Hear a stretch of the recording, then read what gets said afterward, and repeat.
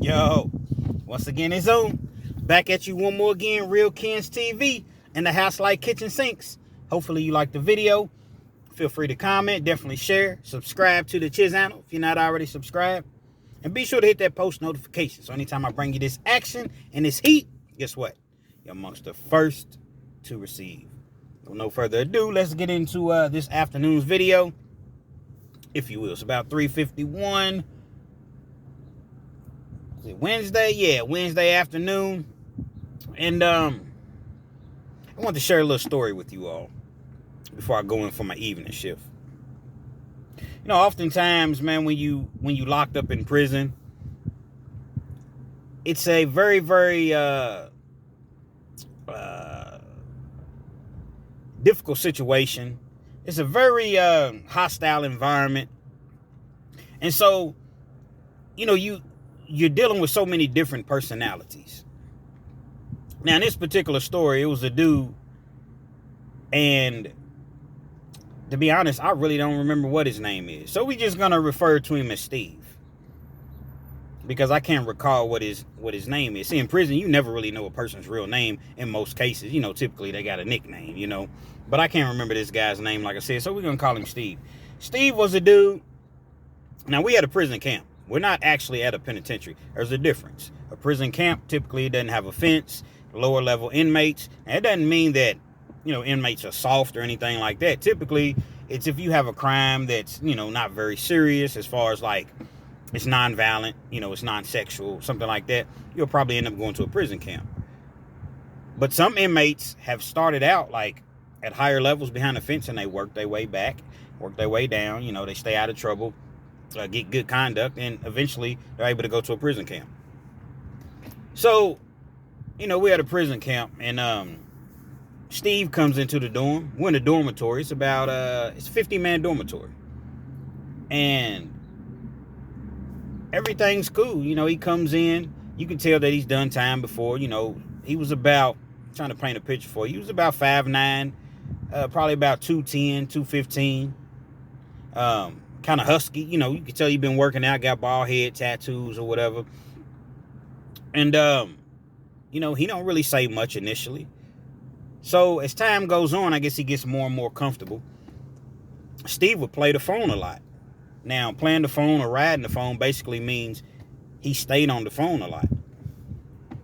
The average inmate can't do that. But if you have somebody that's showing you love, putting money on the phones to where you can call back to back or 5, 6, 7, 8 times a day at $2 a call, hey, you know, that's what it is. So he would often stay on the phone, and he had his girlfriend. It's an interesting story because he met her while he was incarcerated a few months, maybe 6 months prior, in the county jail. I know that's wild, but that happens all the time. It happens every day. So, you know, she was a correction officer. He was an inmate waiting to get sentenced and, you know, processed and, you know, sent up through the system. So they meet, they get to talking or what have you. I guess she likes what he has to say. So eventually they end up getting together. That's wild. So she's making sure that he's good. She's taking good care of Steve. You know, she's sending him like $100 a week. That's a lot of money in prison, man. That's a ton of money to be sending somebody. You're gonna live very, very well in prison. But I don't recommend going to prison. You can live very, very well out here. But I'm just simply giving you all the rundown of the situation respectfully. So, you know, she's sending him this money, and she's putting probably another $100 a week on the phone. So he's privileged, you know, he has the privilege of being able to call her pretty much whenever he wants to. Now, keep in mind, in prison, the phones turn on at about, I want to say at about 7 a.m. And they stay on at this particular place I was at. They stay on until 11. But on the weekends, they may stay on until 12, sometimes 1. So dude stayed on the phone, man. And it was one particular situation that I'm going to speak on first. He was on the phone one day, and I'm waiting. He hangs up the phone because there was 2 phones in the dorm, but only 1 phone worked. And typically what ends up happening is dudes get mad and slam the phone up against the wall or beat it up against the receiver or whatever because they can't get in touch with, their wife that, they're trying to reach.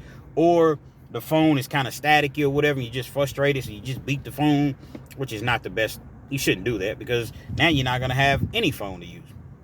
So dude was on the phone. He calls right back. That's not uncommon. It happens a lot. You make 1 phone call, the phone call is 15, 20 minutes. Okay, you call right back. Cool. So I'm sitting there and I'm waiting. So then he tries to call right back for a 3rd time. So I'm like, hold on, nah, man. Nah. Because now at this point I feel like you chumping me. You know that I'm waiting on the phone. Typically after you done call back twice, anybody need to use the phone? Everybody good? Okay, then you might call back if no one needs to use the phone. You knew that I was waiting to use the phone. So I'm sitting there and I'm like, nah, hold on, man. Nah, we ain't doing this, Steve. He was like, man, y'all don't say nothing when everybody else does it. I'm like, because everybody else don't do it, dog. You didn't, talk to it back to back. My people love me too. They want to hear from me. I'm only going to be on there for 1 call, which I didn't owe him any sort of explanation, but we were just talking. Me and Steve were actually pretty, we were all right. To be honest, we were decent. We didn't hang out or anything like that, but from time to time we would talk because he was like, I don't know. He's from, I believe, Richmond, Kentucky, which is like 15, 20 minutes from, where I'm from. So I'm like, nah, Steve, I need to get on the phone too, man. So he gets mad, takes the phone, starts beating it. Boom, boom, boom. I was like, look, man, you can beat the phone all day long, man. You know what I mean? Whatever you want to do. Now, I done got mad. I done got out of character. So whatever you want to do, Steve. His bathroom's right around the corner, man. In the bathroom, that's the place, in prison, man, or in jail. Get to the bathroom, ain't no more talking. There's nothing to talk about when you get to the bathroom. But you beating the phone and you acting like you got a problem because someone else wants to use the phone. I'm not on no tough guy stuff or anything like that, but we can get to this bathroom. I know you're a weightlifter and everything, and you but get to the bathroom if you don't, you got a problem like that. So he ends up walking out. He storms out of the dorm or whatever. So I end up I get the call and talk to whoever I was trying to call, whatever. So later on, Steve comes back. He's like, hey, man, can I talk to you? I'm like, yeah, man, what's up? He's like, man, my bad about earlier, man. Me and my girl, we was just going through it. We was arguing or whatever. I was frustrated. We were trying to, work some things out, but I do understand other people need to use the phone too. My bad. I was like, man, it's all good, man. No problem. No problem. Shook hands, dapped it up. Cool. From time to time, that was the only instance that Steve and I ever had. We had an understanding. But from time to time, you would see Steve, he was a bloop out artist. Now, the bloop out artist is just a person that just bloops out. At any given time, he's subject to bloop out on the whole dorm. He might get mad at one individual and talk crazy to him. Yeah, I'm about that. Google me. It's the first time I ever heard him say it. Google me. Google you. Yeah, Google me. If you got a problem, all you got to do is just Google me, and you'll find out what I'm really about. Now, that was the first red flag, and that was the first sign, because Google you, and you're at a work camp. Now, like I said, you can start out at a higher level and work your way down, but you came straight to the work camp. So Google you for what? You're not violent like that, because if you were, you wouldn't be here. A lot of times people let stuff go because, when you're at a camp, you're closer to going home. You're not trying to get in a fight. You're not trying to get any write-ups. You're not trying to get anything of any sort that's going to stop you from going home, or potentially stop you from going home. So people get away with a lot more at the camps. He wouldn't have done that in the penitentiary, behind the fence, behind the walls. Definitely wouldn't have done that. Unless he had a gang of people with him. So people would kind of just ignore him. He would bloop out every once in a while over the phone, or people being loud by his, by his bed or whatever. Because where his bed was, he had the first bed. So when you first walk into the dorm, his bed is like right there. Well, his bed is by the door, which people's coming in and out. And his bed is close to the phone. So people are going to be, it's going to be kind of loud. It's not going to be just, just rambunctiously loud, but it's going to be, sort of loud from time to time or whatever. So he would bloop out and talk crazy to people and his favorite saying, Google me. And so this particular night, I never will forget. He's on the phone. He's arguing with his girl, as he normally does. Why would you be arguing with a young lady that's coming to see you every week? She's writing you. She's sending you $100, $125 a week, actually. You can go to the store, the commissary, and buy anything you want. You never even have to eat in the chow hall. You're able to pick up the phone at any given time and call her. They have a JPay machine, which is like JPay machine. You can get on there, and that's where people can send you money, and you can email each other back and forth. Of course, it's 50 cents a message. Every time you send out a message, it's 50 cents, and every time she sends a message, it's 50 cents. Prison's always going to figure out a way to make money off inmates. Locking people up is a business. Remember, I always say that. But at any rate, why would you even be arguing with this young lady that's doing everything for you? You know, obviously she loves you, but he's arguing with her, you know. And so this particular night, male's about 6'4", 6'5", probably about 200 pounds. He's not really a big dude, but, you know, he's kind of cut up or whatever. So Male was just smooth, laid back, always laughing, joking. He was a jokester, but didn't bother nobody. You see what I'm saying? He was cool. Everybody liked Male. Male's waiting to get on the phone. Dude is going through the same thing again, man. The same scenario he's going through.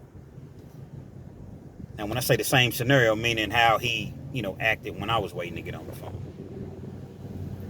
So Male's like, bro, I need that phone, man, when you get done. Dude's like, yeah, all right, man, whatever, man. I don't say nothing. Y'all making all this noise at night when I'm trying to sleep or whatever. But now you want to get on the phone? Yeah, whatever. So Male's like, man, I need that phone, bro.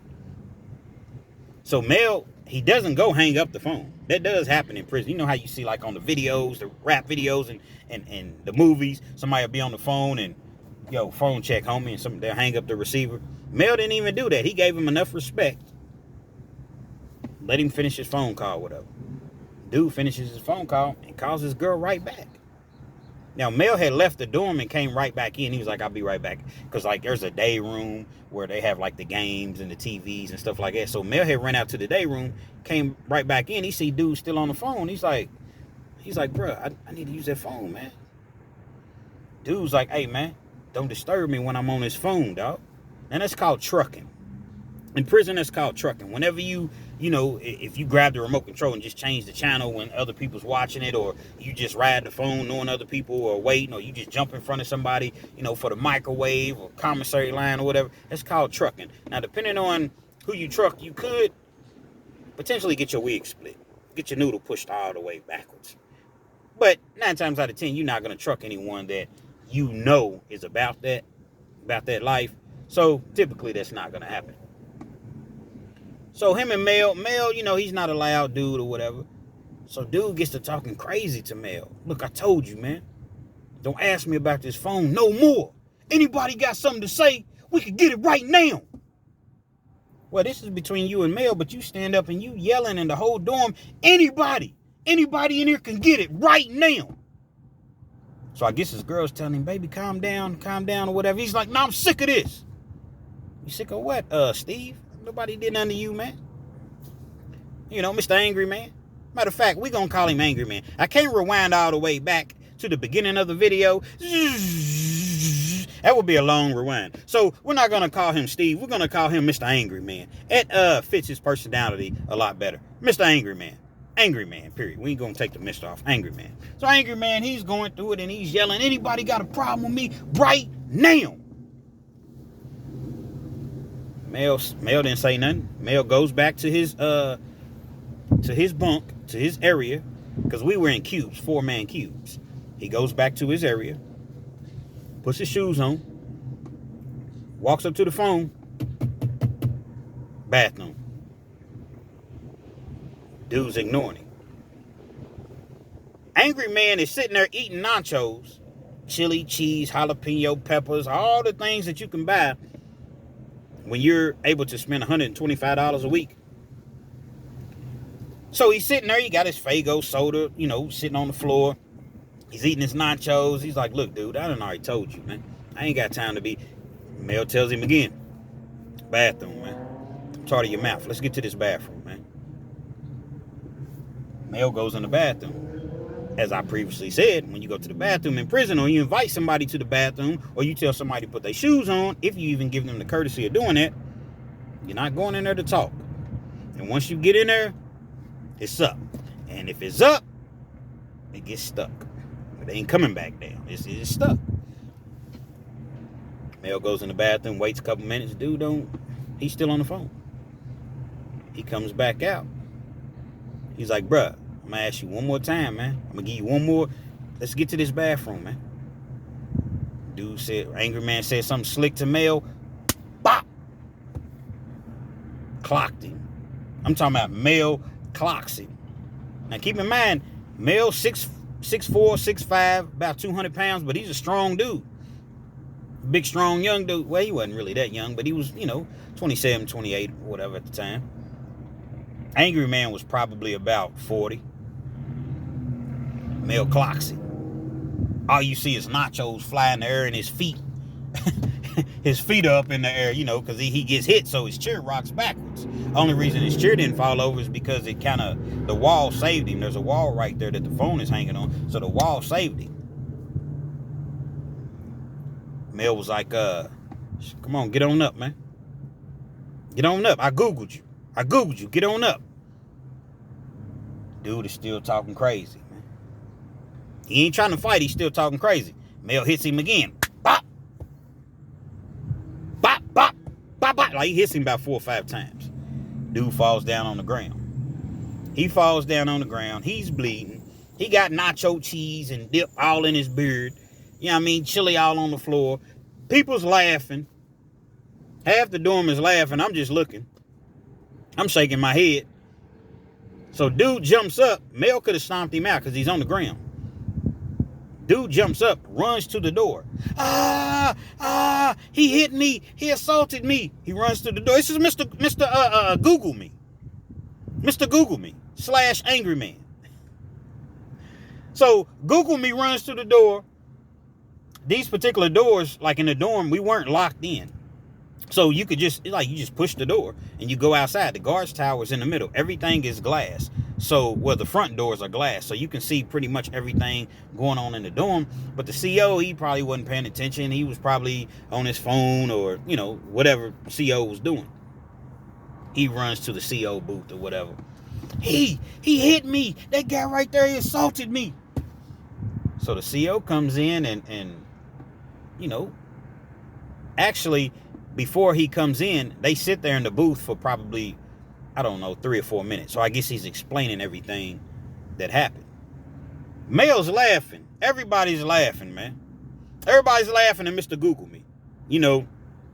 So Mel just goes to his over in his cubicle area, and he starts grabbing all his stuff and packing it up because he already knows I'm going to go to the hole.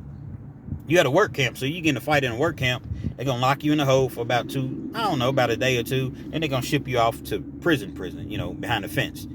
That's just what it is. Then when you get there, you're going to go in the hole and you're going to have a hearing, which is called court call. And once they convict you, which they typically do, they're going to sentence you to probably 15 days in the hole. Your custody level is going to go up. You're going to have to stay behind the fence for like 6 months. Then you can eventually come back to the camp. So Mel already knows this. He's packing his stuff up and he's laughing. You know what I'm saying? He's laughing at dude. So, as he expected, the police came in and, they had the black bags. When you see the black bags, that means that you're getting packed up. And they packed both of them up, to be honest. Mr. Google me get packed up because he was involved in a fight, and that's how prison works. Even if you don't start it, even if you just defending yourself, you go into the hole for a couple of days because they have to do a investigation. Once they do that investigation and they go back and look on the camera and they see, okay, dude was just sitting on the phone. He didn't fight back. They'll let him out. Boom, voila. So they come in and, Mel's packing his stuff up and they tell him to put his hands behind his back and they take him off. He goes to the hole. Next day, I think, a couple days later, he gets sent off to prison. Mr. Google me, I don't know. He never came back out. So I guess he got transferred. Blatantly, he got transferred as well, even though he didn't even, You know, he wasn't the aggressor in the fight or whatever. But it's just crazy because those are some of the characters that you run across in prison. You know, there's a saying in prison like, I don't play every day. And it's good not to play because some days, man, you know, unless it's somebody that's just really, really cool with you. But some days people are cool. And some days, man, Angry Man, he was cool. He was cool as a fan. But then other days, man, he just, I don't know, man. He would just go, he was doing the most. He would go through it. And you see all type of different characters and personalities in prison, and it's just wild, you know, to see something like that. But I believe Mel just got tired of hearing his mouth. Just like I got tired of hearing his mouth. But the thing is with me, when I invited him to the bathroom, he didn't want to go. I left it at that. But had he tried to make another phone call, knowing that I've been waiting, oh man, it would have been a problem, man. And I'm so glad that didn't happen. But if you ever find yourself having to go to prison, which prayerfully no one does, but by chance that you do, man, just go in there and be yourself. I don't care if you are tough. There's always somebody tougher. And even if they're not tougher, your goal is to get in, do your time, and get back out to your family, not to extend your stay. Fleece Johnson talks about it all the time, that he went in with a 10-year sentence and ended up doing 40. And you can do that. You hurt somebody really bad, you get in a fight, you hit somebody, and they happen to fall and hit their head on the table or on the ground or what have you, and they die. They're gonna be trying to hit you with murder, manslaughter at worst. You know, so the goal is to get in, do what you got to do with integrity, and get on out. Get home to your family, man. I always think about Mr. Google Me. You know, I wonder where he's at. But I know this particular day, the last image that I had of him was that man right there. He struck me, not he hit me. Now he turned, you know, he went from slang and street to he struck me. I want him arrested right there. I want to press charges. Mr. Google Me.